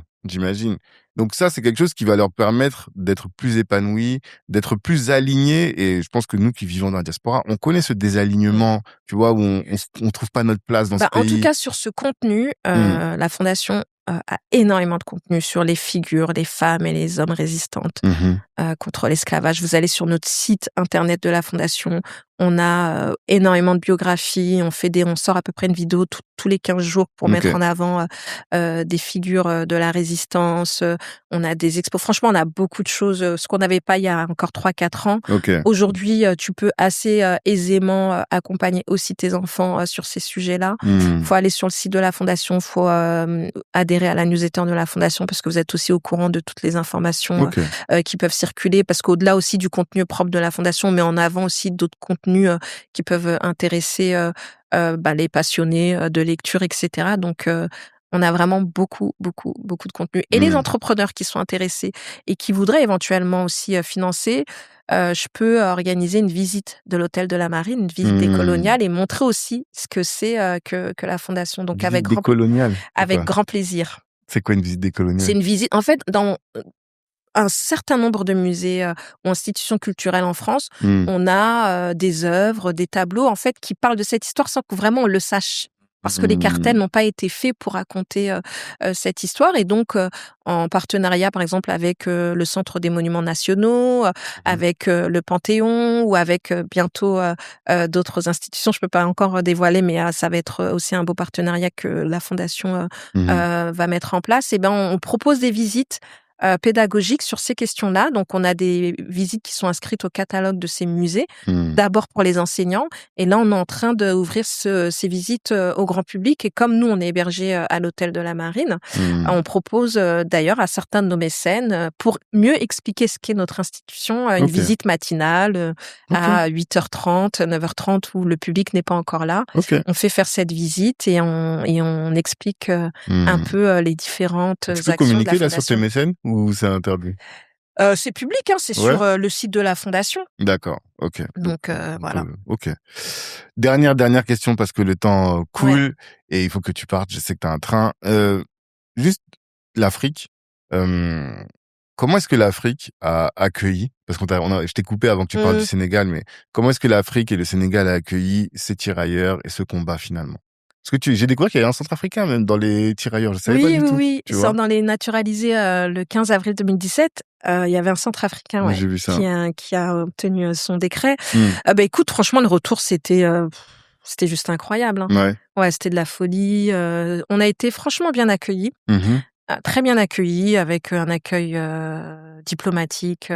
Et ils sont célébrés, ces gens, aujourd'hui, au niveau du Sénégal, on a donc un nouveau gouvernement qui a été élu, qui a pris notamment en charge la question du massacre de Thiaroye. Donc, oui, c'est vrai. Donc, il y a vraiment cette volonté de mettre en place une politique mémorielle autour de l'histoire des tirailleurs africains, à travers le 80e anniversaire du massacre de Thiaroye, où il y a une grosse cérémonie. Où j'ai été invité, j'ai même participé au comité Thiaroye 44. J'avais été nommée par le Premier ministre Ousmane Sonko pour participer aux travaux du comité Thiaroye 44. Donc, j'y ai participé avec d'autres personnes au Sénégal et ailleurs. Il y avait un Burkinabé aussi dans le comité, Martin Moore, historien spécialiste de Thiaroye aussi. Donc, on a participé à ça et voilà, ils sont en train de mettre en place cette politique mémorielle. Ça prend le temps que ça prendra, mais en tout cas, il y a cette volonté politique de le faire. Après, ça dépend d'un pays africain à un autre. En réalité, tu as quand même 17 pays africains qui ont été concernés par l'apport des troupes coloniales pendant les différents conflits mondiaux. Donc, c'est pas rien, c'est 17 pays sur 54, c'est énorme. Les politiques mémorielles varient d'un pays à un autre. Donc, certains s'en saisissent, d'autres moins. Et après, à mon niveau et par rapport à la manière dont on pourrait aborder les choses, je souhaite et je souhaiterais et j'aurais souhaité, une fois que que ce combat devient public, que les pays s'en saisissent et se disent, voilà, c'est important. On y va et on accompagne, tu vois. J'ai pas forcément eu ça à l'époque, je l'ai pas forcément aujourd'hui, mais le combat continue et on est là. J'ai encore des tirailleurs qui ont des dossiers extrêmement complexes et à qui on doit beaucoup d'argent. Et tant que j'aurais pas obtenu gain de cause. Et t'as besoin de quoi pour cela, du coup? Là, c'est une pression au niveau étatique et le président de la République est au fait de ce dossier, donc ça va se débloquer. Mais il a fallu, ça a été compliqué parce qu'on a des administrations qui suivent pas, parce qu'on a un tirailleur qui est rentré qui a fait plus de 6 mois au Sénégal alors qu'on a ce décret qui leur permet de maintenant terminer leur fin de vie. Il y a un mec derrière son bureau qui juste lui coupe son allocation. Et une fois que l'allocation est coupée, pour le rétablir, c'est une misère, tu vois. Et donc, et ce qui est triste, c'est que si je ne suis pas là, personne ne s'occupe de ces dossiers-là. Et voilà, et puis les retours au pays, ça s'est fait. On a eu un super beau retour. Voilà, je pourrais dire des choses qui ne me conviennent pas aujourd'hui, mais je vais pas le faire. En tout cas, vraiment. Et on va pas te reparler de ça, mais Thiaroye aussi, grosse Bien sûr. Gros sujet. Bien Franchement, bien sûr. Si on veut être choqué, si on veut être... Thiaroye, bien sûr. C'est Thiaroye, incroyable. Le massacre des tirailleurs à Thiaroye, c'est de la folie. C'est incroyable. Mais on parle Thiaroye, on parle beaucoup de Thiaroye parce que ils ont été massacrés par l'État français, donc c'est d'une violence sans nom. Mais il y a eu plusieurs massacres de tirailleurs ailleurs, notamment par les Allemands. Chasselet, Rouen, Normandie. Voilà, c'est le tribut et le lourd tribut. On a payé un de ces anciens aujourd'hui ne peut même pas être réparé. Tu vois. Ok. En tout cas, merci pour tout ce que tu fais. Toi. Merci pour ton temps. Merci d'avoir partagé ça avec notre communauté. On va mettre tous les liens en description. Merci aussi à toi de nous donner de la force, parce que c'est aussi de cette manière qu'on contribue au combat. Et le fait de me permettre de m'exprimer aujourd'hui dans ce podcast, c'est aussi donner de la force et peut-être 1, 2, 3 personnes, 3 entrepreneurs verront ce podcast et il faut plus que ça. Et auront envie d'y contribuer. Non, mais parce que je parle d'entrepreneurs qui mettront au moins 1 million. Au moins. Ah oui, voilà. Déjà, si on a un, c'est bien. Écoute. En tout cas, ouais. Et c'est ce qu'on veut. Et nous, on va discuter de tout ça, pousser des choses, faire des newsletters. On va mettre en place quelque chose pour ça. Parce que il faut que on se mobilise. C'est bien de faire de l'argent. C'est bien de se battre pour notre stratégie et tout. Mais voilà. Tout ça, là, Tiaroy. Enfin, moi, vraiment, ça m'énerve. En tout cas, merci Aïssata. Force à toi pour la suite. Merci. Et on reste connectés. Ouais. Ciao. Merci.